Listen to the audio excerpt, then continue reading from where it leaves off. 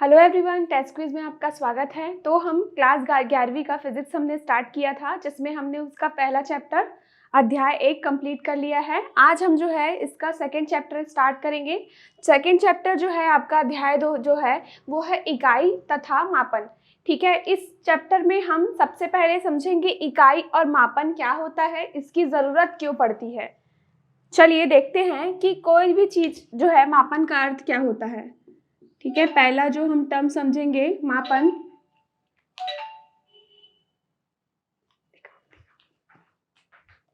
Silent करना भूल गई थी।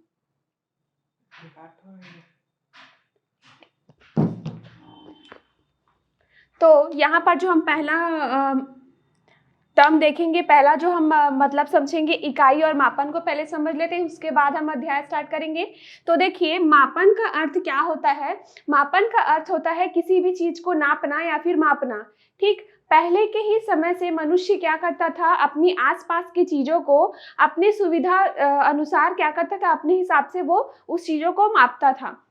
ठीक है, अब इसी ही मापन को अगर हम और अच्छे से प्रदर्शित करना चाहे, मतलब कि अगर हम कोई भी चीज को मापना चाहे तो हमको उसका आंकिक जो है संख्या या फिर अंक में या फिर नंबरों में पता होना चाहिए कि वो कितनी है। मतलब बोलने का अर्थ है कि अगर हमको किसी भी चीज का मापन करना है, मतलब हमको एक तुलनात्मक उसका एक एनालिसिस करना है, हमको तुलना करके बताना है। ठीक है, क्या होता है कि हम अपने ज्ञान इंद्रियों से बता सकते हैं कि कौन सा चीज ठंडा है या गर्म है। ठीक, लेकिन हमारे लिए ये बता पाना बहुत मुश्किल हो जाता है कि कितना ठंडा है या कितना गर्म है।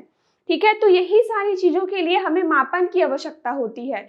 तो जैसे कि अगर हम देखें कि ये 2 मार्कर है, ठीक है, हमारे पास 2 मार्कर हैं। अब इसको हम देख के ये जान सकते हैं कि ये मार्कर बड़ा है, ये मार्कर छोटा है। ठीक है, हमने देख के समझ लिया। लेकिन अगर मैं बोलूं कि ये मार्कर इससे कितना बड़ा है, तो यहाँ पर इसका जो लंबाई है उसको बताने के लिए हमें इसको मापना जरूरी है। तो हमें मापन की यहाँ पर आवश्यकता पड़ती है। अब जब हम मापन को देखते हैं तो मापन के लिए जो सबसे जरूरी चीज होती है वो होती है, पहला आपका होता है मात्रक। ठीक है, किसी भी चीज के मापन के लिए जो 2 चीजें जरूरी होती है वो होता है, पहला मात्रक और दूसरा अंक। ठीक है, तो अगर हम कोई भी राशियां ले, ठीक है, राशियां मतलब कि ऐसी चीजें जिसे हम नाप सकते हैं। ठीक है, तो उसके लिए अगर हमको उसका मापन करना है तो पहला चीज होता है मात्रक। मात्रक मतलब क्या कि भौतिक राशि को अगर हम भौतिक राशि का मापन करके एक पैमाने में बताएं, ठीक है, तो वो क्या हो जाएगा, मात्रक। मतलब कि अगर ये मार्कर को हमको मापन करना है तो हम इसका लेंथ अगर किसी भी सेंटीमीटर में बता रहे हैं, मीटर में बता रहे हैं, इंच में बता रहे हैं, तो वो क्या हो गया हमारे लिए उस मापन का मात्रक। ठीक है, साथ ही साथ अब अगर हम समझे अंक को, ठीक है, तो कोई भी चीज में जब हम मापन करते हैं तो मात्रक जो होता है वो जितनी बार सम्मिलित होता है वही उसका क्या होता है, अंक होता है। अब इसको समझते हैं कैसे, कि अगर ये मार्कर है, ठीक, ये मार्कर को अगर मुझे इंच में नापना है तो यहाँ पर मेरे लिए मात्रक क्या हो गया, यहाँ पर हमारे लिए मात्रक हो गया इंच। ठीक है, हमने इस मार्कर को इंच में नापना है। ठीक है, तो हम क्या करेंगे, इसको नापेंगे कि ये 1 2 कितना 1 2 3 4 ऐसा नापेंगे। ठीक है, यहाँ पर अगर इसका नापने के बाद हमको पता चलेगा कि ये कितने इंच का है। मान लेते हैं कि इसका जो लेंथ है वो कितना है, 5 इंच का है। ठीक है, तो 5 इंच का है, मतलब कि ये बोल रहा है कि इसका जो मात्रक है वो 5 बार सम्मिलित हुआ। तो आपको यहाँ एक चीज समझना है कि कभी भी जो अंक होता है वो मात्रक जो है हमारा कितनी बार सम्मिलित हुआ वही प्रकट करता है। ठीक है, यहाँ पर हमने मापन का क्या समझा, मापन का अर्थ होता है, मापन का अर्थ हमने यहाँ पर से क्या समझा,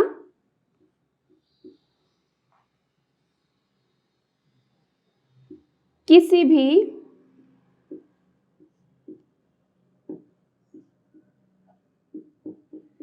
भौतिक राशि को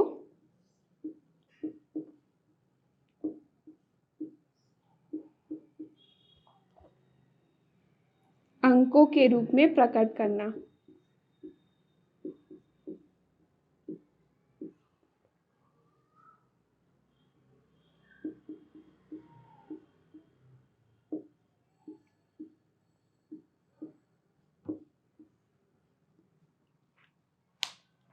तो देखिए यहाँ पर हमने मापन का अर्थ समझ लिया कि कोई भी भौतिक राशि को अगर हमको अंकों के रूप में प्रकट करना है तो हम क्या करते हैं, उसका मापन करते हैं।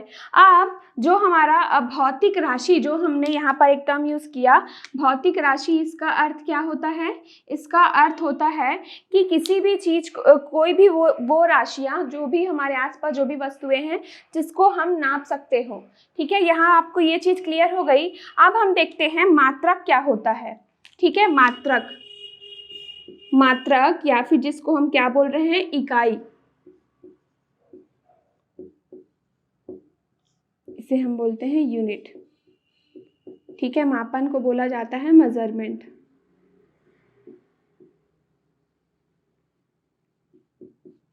ठीक है, तो अगर हम यहाँ देखें तो किसी भी राशि को अपनी सुविधाओं के अनुसार अगर हम एक मानक रूप में प्रदर्शित करें तो वो हमारा क्या कहलाता है, मात्रक। यहाँ पर से हमने क्या समझा, किसी भी भौतिक राशि को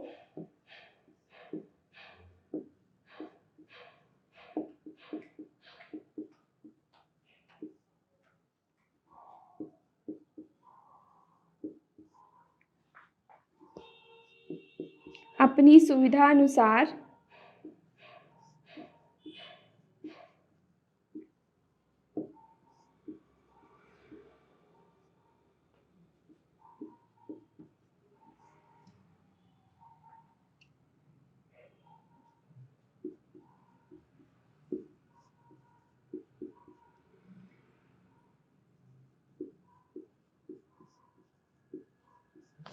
उसे ही मात्रक कहते हैं।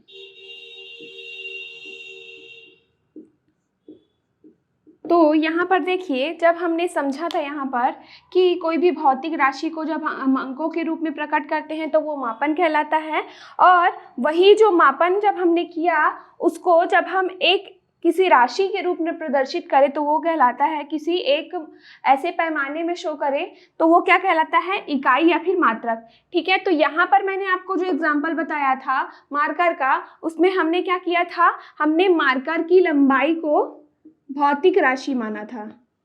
ठीक है, हमारे लिए लंबाई क्या हो गई थी, हमारे यहाँ पर लंबाई थी भौतिक राशि।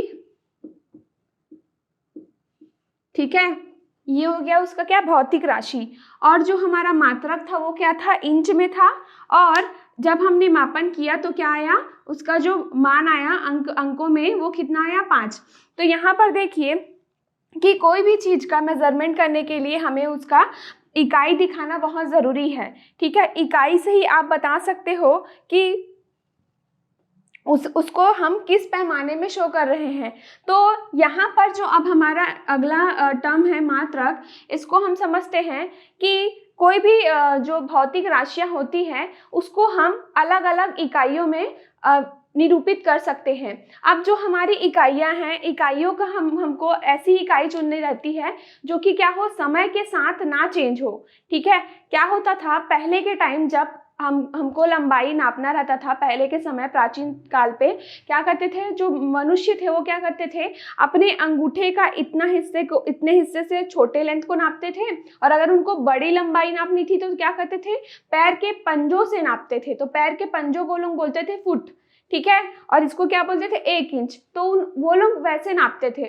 लेकिन जब उन्होंने देखा कि क्या होता था कि हर इंसान का जो पैर का लंबाई है, पैर के पंजों का लंबाई है वो अलग रहेगा, अंगूठे की लंबाई अलग रहेगी, तो वो क्या कर रहे हैं, वहां पर तो ठीक है, वहां पर आप नाप सकते हो, लेकिन सभी के लिए अलग अलग नहीं आना चाहिए। तो हमारा मेन उद्देश्य होता है कि हम मात्रक या इकाई ऐसा चूज करें जो क्या हो, सभी जगहों पर सेम हो। ठीक, वो समय के साथ परिवर्तित ना हो, ताप के साथ परिवर्तित ना हो, साथ ही साथ उसको एक मात्रक से दूसरे मात्रक में हमको चेंज करने में कोई प्रॉब्लम ना हो। ठीक है, तो ये सारे जो चीजें मैंने आपको बताई ये क्या होते हैं, किसी भी मात्रक के गुण होते हैं। तो हम जब भी मात्रक, हम ऐसा मात्रक लेते हैं जो ये सारे गुण को क्या करे, फॉलो करे, या फिर ये सारे गुण रखे। ठीक है, तो यहाँ तक आपको ये चीजें क्लियर हुई।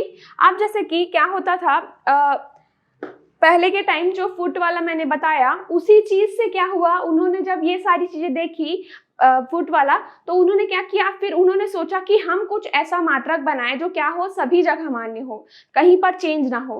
तो उसी चीज से आपकी जो है मूल राशियां बनी, मूल राशियों से बने मूल मात्रक। तो चलिए देखते हैं कि मूल राशि और मूल मात्रक क्या होते हैं।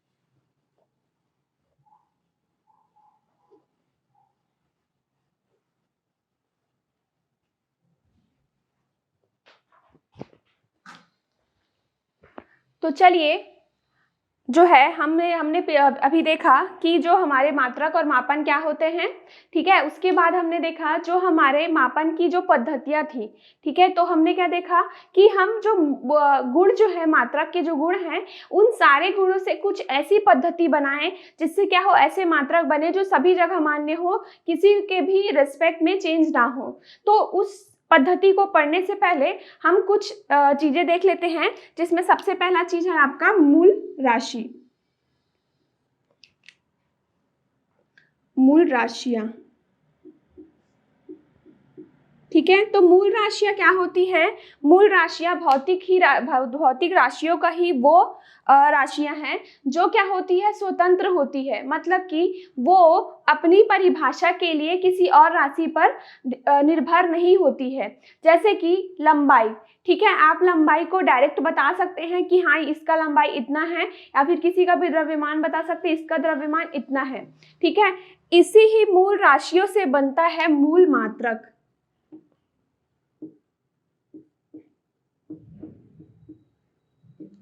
मूल मात्रक क्या होता है? मूल राशि जैसे कि होती है कि स्वतंत्र होती है, किसी के ऊपर निर्भर नहीं करती है। सिमिलरली मूल मात्रक क्या होती है? मूल मात्रक वे मात्रक होते हैं जो कि अपने आप को परिभाषित करने के लिए स्वतंत्र होते हैं, किसी और मात्रक पर निर्भर नहीं करते हैं, ठीक। तो यहाँ पर जो मैंने बताया, मूल राशि क्या है? लंबाई। अब उसका मूल मात्रक क्या होता है? मीटर, ठीक है। मीटर में आप बता सकते हो। तो यहाँ पर ये चीजें आपको समझ में आई होगी। इसी तरह एक और राशि होती है जिसको हम बोलते हैं व्युत्पन्न राशि।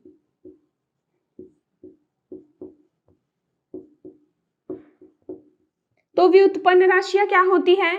व्युत्पन्न राशियां मूल राशियों से बनती हैं, ठीक है। ये इनकी तरह स्वतंत्र नहीं होती, ये डिपेंड करता है, निर्भर करता है मूल राशि पे। जैसे कि इसका हमने एग्जाम्पल देखा था, मूल राशि का एग्जाम्पल देखा था हमने, लंबाई,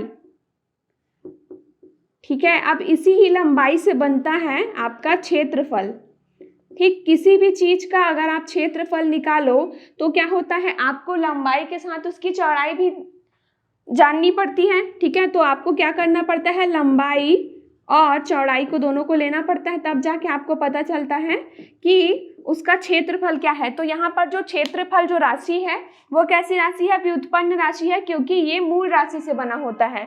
और इसी ही व्युत्पन्न राशियों के लिए जो मात्रक बने हैं वो होते हैं व्युत्पन्न मात्रक।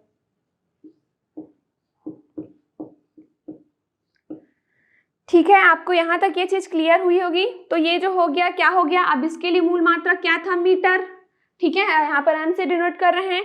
अब इसके लिए क्या हो जाएगा? मात्रक मीटर इंटू मीटर क्या हो जाएगा? मीटर की घात 2, ठीक, मीटर स्क्वायर, ठीक है। तो यहाँ पर क्षेत्रफल का मात्रक ये हो गया।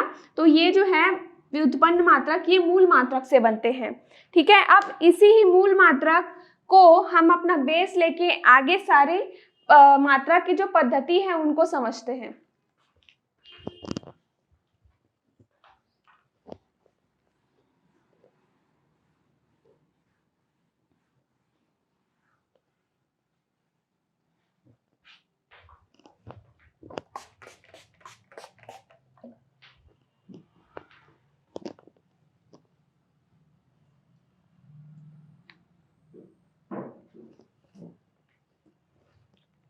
मूल मात्रकों को ही अपना बेस बनाते हुए, अपना आधार बनाते हुए हम जो मात्रा की पद्धति है उसको पढ़ते हैं। मात्रा की पद्धति जो है समय समय में चेंज होती गई, ठीक है। मतलब कि पहले के टाइम पे उनको जो नॉलेज था, उनके पास जो सुविधाएं थी, जो मात्रक उपलब्ध थे, उसके हिसाब से उन्होंने कुछ पद्धति बनाई। फिर उन्हीं पद्धति में क्या किया, उन्होंने कुछ इम्प्रूवमेंट करके, कुछ उसको और अच्छा बना के नई पद्धति लाई। तो चलिए देखते हैं कौन कौन सी पद्धति होती है। तो जो पहला पद्धति होता है आपका मात्रक का, वो होता है आपका CGS पद्धति।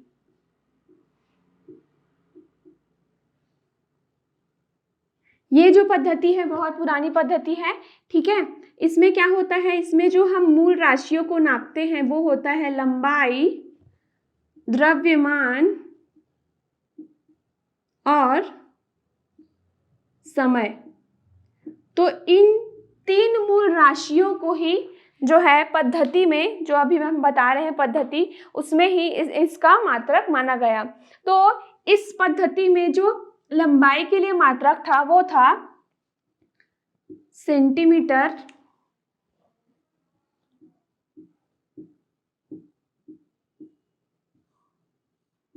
ठीक है। द्रव्यमान के लिए क्या था, ग्राम, और समय के लिए था सेकंड, ठीक। तो ये जो पद्धति थी ना, ये क्या उन्होंने क्या देखा कि ये सारे जो यूनिट्स हैं, ये सारे जो मात्रक हैं, वो क्या थे, छोटे चीजों को मापने के लिए यूजफुल थे, ठीक है। अब जो सेकंड पद्धति हम देखते हैं वो था आपका FPS पद्धति। ये जो पद्धति थी बहुत ही प्रचलित पद्धति थी, ठीक। बहुत ही जगह ये यूजफुल थी, ठीक है। तो इसमें जो भी मूल मात्रक थे वो भी कौन कौन से थे, लंबाई, द्रव्यमान और समय। और इसके लिए जो मूल मात्रक थे वो कौन से थे, F जो डिनोट करता है लंबाई के लिए वो होता है फुट, ठीक है। P क्या होता है, पौंड, ठीक। जो S जो है आपका वो सेकंड, समय के लिए। तो जो मैंने आपको बताया प्राचीन काल में जो फुट बोल रहे थे, उन्होंने देखा कि सब इंसान के अलग अलग पैर के जो साइज हैं वो अलग अलग हैं, पर उन्होंने जब यहाँ पर फुट का इस्तेमाल किया इस पद्धति में, तो इस पद्धति में उन्होंने देखा कि जो फुट है उसका क्या करें, हम एक स्पेसिफिक, उसका एक आंकिक मान हम रखें, ताकि वो जो है वो समय के साथ या फिर इंसान पे वैरी ना करे, वो क्या हो, एक फिक्स आंकिक मान हो, ठीक। तो 1 फुट बराबर उन्होंने माना 12 इंच, ठीक। तो यहाँ पर ये चीज जो है उन्होंने फिक्स कर दिया। तो यहाँ पर अगर इसको हम और देखें तो इसको और किस में कर सकते हैं, अगर हम सेंटीमीटर में देखें तो 1 फुट बराबर कितना होता है, 13.86 सेंटीमीटर, ठीक है।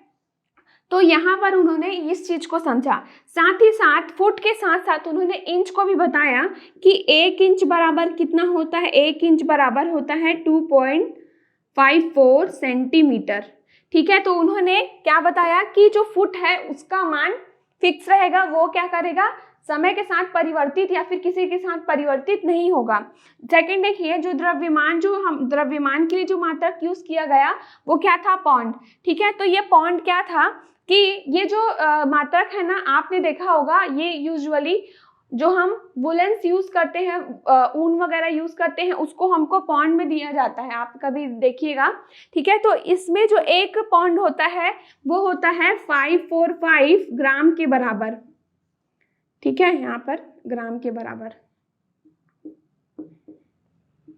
इसको लगभग 450 ग्राम के बराबर माना जाता है, लेकिन एग्जैक्ट इसका जो रहता है वो इतना ही रहता है, ठीक है। समय के लिए तो सब वही रहेगा, ठीक है। समय के लिए क्या है, सेकंड, ठीक। तो ये हमारा हो गया सेकंड पद्धति। जो थर्ड पद्धति हमने देखा था वो क्या था, सबसे एडवांस और प्रचलित MKS पद्धति, ठीक है। MKS पद्धति में क्या था, लंबाई के लिए हमने मीटर को मात्रक माना था, द्रव्यमान के लिए किलोग्राम,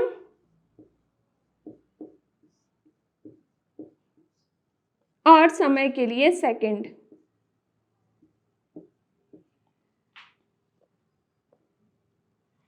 ठीक है, तो यहाँ पर जो ये MKS पद्धति थी ना, वो बहुत ही प्रचलित पद्धति हुई, मतलब कि ये काफ़ी टाइम बाद, काफ़ी समय बाद आई, एडवांस थी। ठीक है, साथ ही साथ इन्होंने देखा ये जो पद्धति थी सारी ही जगह क्या होते हैं, बहुत ही प्रचलित हुई थी, बहुत ही पॉपुलर हुई थी। तो इसी ही पद्धति को उन्होंने क्या किया, उन्होंने और भी अच्छे से इम्प्रूव करके उन्होंने सोचा कि इसी पद्धति से हम क्या बनाते हैं, ऐसे मात्रक बनाते हैं जो कि सर्वमान्य हो, जो कि सभी जगह क्या हो, मान्य हो, वो उनका मान जो है वो किसी भी स्थान, किसी भी समय के साथ परिवर्तित ना हो। बाद में यही जो MKS पद्धति थी वो क्या हुई, और भी डेवलप होके हमारे सामने आई, जिसको हम बोलते हैं SI पद्धति। ठीक है, तो SI पद्धति को समझते हैं।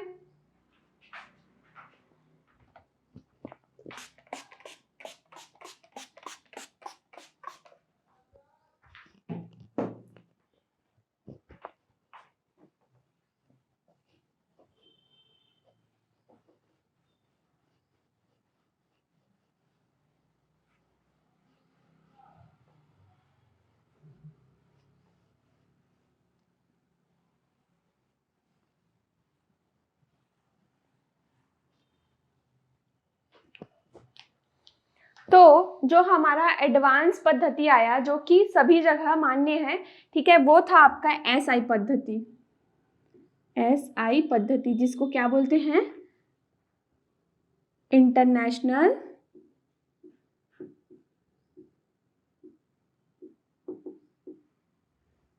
System of unit. ठीक है, तो यही जो है सारे जगह यूज होता है। ठीक है, यही जो पद्धति में जितने भी आप, इस पद्धति में जितने यूनिट्स जो आपको दिए गए हैं वही क्या होता है, सभी जगह यूज होते हैं। तो इसके जो मूल मात्रक थे और जो मूल राशि थी और मूल मात्रक थे, उसे देखते हैं कौन कौन से था। तो इसमें जो मूल मात्रक थे, मूल राशियां, मूल राशियां और उसके मूल मात्रक।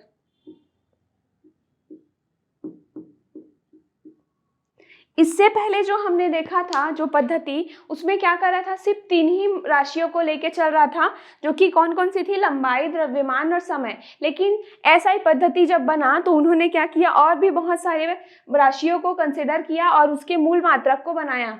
ठीक है, तो जो इससे पहले जो हमने पद्धति पढ़ा था उसमें क्या करता था, वो सिर्फ यांत्रिकी के लिए यूज होता था, मतलब यांत्रिकी के अंतर्गत जो हमारी राशियां यूज होती थी, सिर्फ उन्हीं ही चीजों का मात्रक बताया गया था। लेकिन जो SI पद्धति ने सोचा कि हम उस 3 मूल राशियों को तो बताएंगे ही, लेकिन साथ ही साथ और भी राशियों को उन्होंने सम्मिलित किया। तो चलिए देखते हैं कौन कौन सी राशियां थी। तो पहली जो मूल राशि थी इसमें वो था लंबाई। ठीक है, लंबाई के लिए यहाँ पर देखिए,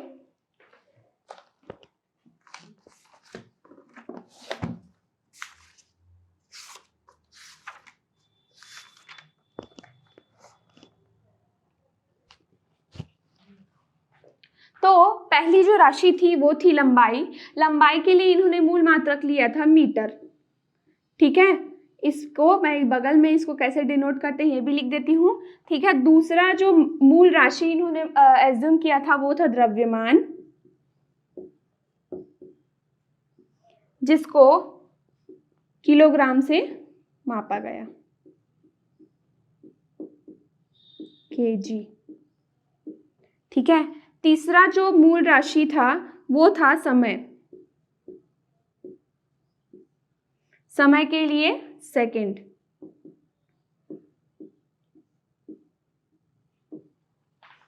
चौथा जो मूल राशि इन्होंने एज्यूम किया था वो था विद्युत धारा।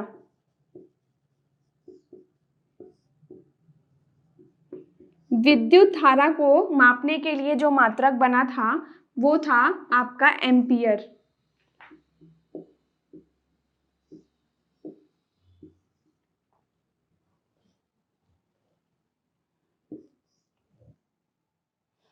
एम्पियर को हम A से शो करते हैं। ठीक, पांचवा जो आपका मात्रक था वो था ज्योति तीव्रता। तीव्रता, जिसे कैंडेला CD, ठीक है। छठवां जो आपका मूल राशि था वो था ताप, जिसको हम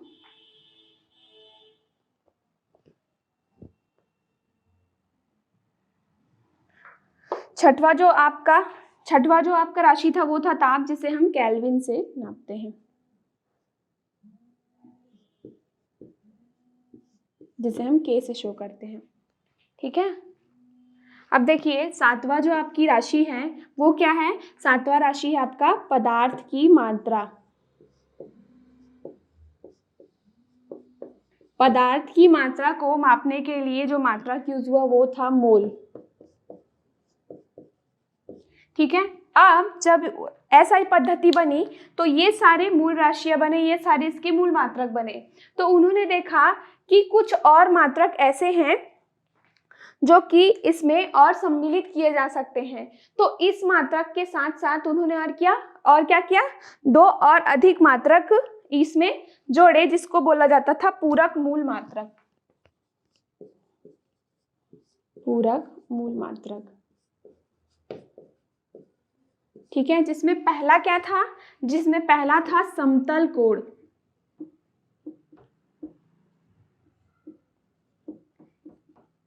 इसके लिए जो मात्रक था वो था रेडियन।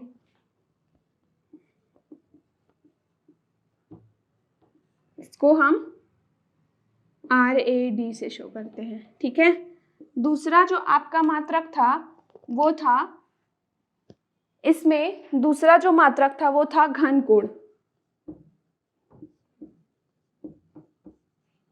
ठीक है। घन कोण के लिए जो मात्रक यूज हुआ था वो था स्टेडरियम,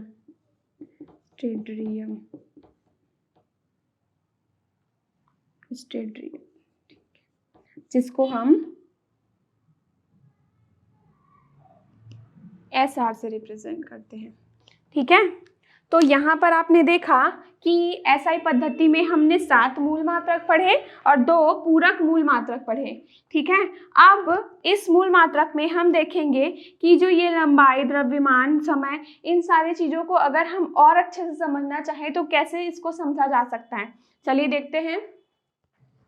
तो चलिए समझते हैं कि SI पद्धति में जो मात्रकों के जो परिभाषाएं थी वो कहाँ से आई, ठीक है। उन्होंने क्या एक्सपेरिमेंटल जो किए, उनसे किस तरीके से उन्होंने मूल राशियों को और मूल मात्रकों को समझा। तो सबसे पहले देखते हैं लंबाई को। तो लंबाई के लिए लंबाई क्या होता है? लंबाई जो होता है कोई भी आकाश पे 2 बिंदुओं की मध्य की दूरी को ही हम क्या कहते हैं? उसके बीच की लंबाई, ठीक है। लंबाई के लिए हमें जो मूल मात्रक दिया गया था वो था मीटर। तो यहाँ पर देखिए, अगर हम लंबाई को समझें तो लंबाई के लिए क्या बोला गया कि एक मानक मीटर वह दूरी है जिसमें शुद्ध क्रिप्टॉन 86 से शून्य या फिर वैक्यूम से उत्सर्जित नारंगी लाल प्रकाश को 165076373 तरंगे समाहित हो, ठीक है। तो इसमें जो ये तरंगों की जो संख्या है उनसे उन्होंने बताया कि 1 मीटर की दूरी कौन सी दूरी होगी, ठीक है। तो लंबाई की जो दूरी है ना वो अलग अलग चीजों के लिए अलग अलग है, मतलब कि सूक्ष्म चीजों के लिए अलग है और स्थूल चीजों के लिए अलग है। मतलब कि सूक्ष्म चीजों के लिए मतलब क्या?